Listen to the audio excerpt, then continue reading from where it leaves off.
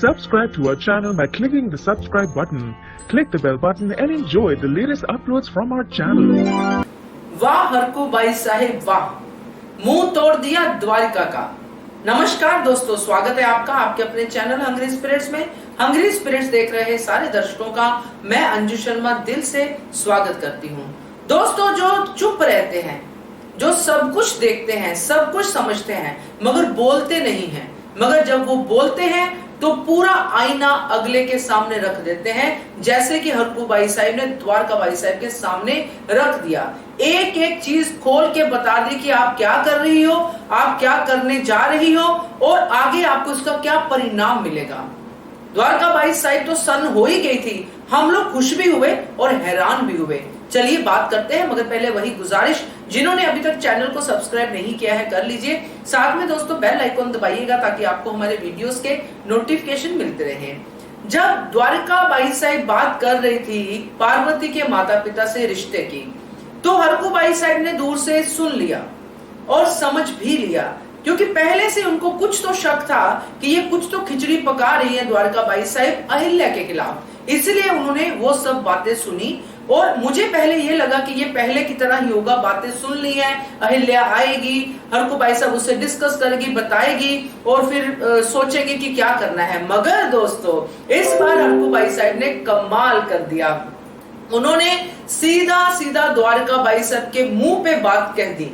तो ये बात जब उन्होंने कही तो मुझे तो सच में अच्छा लगा कि एक तो अहिल्या अपनी बात करती ही करती है, अब कोई और भी है मल्हार सरकार के अलावा घर के अंदर जो अहिल्या की बात रख सकता है, दूसरे को आईना दिखा सकता है। जिस तरह 5 पकवान बनाने की जो बात कर रही थी द्वारिका, और जो हरकू बाई साहब ने वहां से क्यों पकड़ा, और मीठा जो नमकीन जो भी उन्होंने कहा, कड़वा हो जाएगा स्वाद जो भी उन्होंने कहा, उसी से उन्होंने अपनी बात को कहना शुरू कर दिया और साफ साफ मुंह पे कह दिया कि आपको अहिल्या से जेलसी है, आप उसकी जो तरक्की है उसको देखकर डरी हुई हैं और इसीलिए आप अहिल्या को अहित करने के लिए ये सब चीजें कर रही हैं।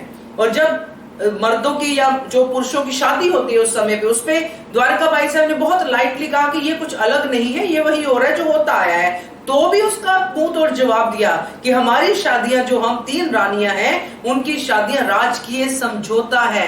हम लोग ऐसे नहीं है कि जानबूझ के मल्हार सरकार को हमसे प्रेम हुआ या मल्हार सरकार की माताजी ने कहा कि शादी होनी चाहिए, ऐसा कुछ नहीं है। ये राजकीय समझौते की शादियां हैं। मगर द्वारका बाई साहब जो आप कर रही हैं वो गलत कर रही हैं। आप जानबूझ के अहिल्या को दुख पहुंचाने के लिए ये सब चीजें कर रही हैं। और दोस्तों, जब द्वारिका को ये चीजें सुनने को मिली ना, हम लोग तो मजा ले ही रहे थे, मजा आ रहा था। क्योंकि जो लोग दूसरों को इतना ज्यादा सुनाते हैं, जब उनको कोई आईना दिखाता है अपने हक के लिए, दूसरे हक के लिए आवाज उठाता है, तो डेफिनेटली जोश तो आता ही आता है। और जब द्वारका बाई साहब को वहां पे हरकू बाई साहब ने कहा, और फिर जो लास्ट लाइन में उन्होंने कहा वो सबसे इंपॉर्टेंट थी कि आप शायद कामयाब हो जाएं, जो भी हो जाए, मगर जो आप चाहती हो वो आपको कभी नहीं मिलेगा।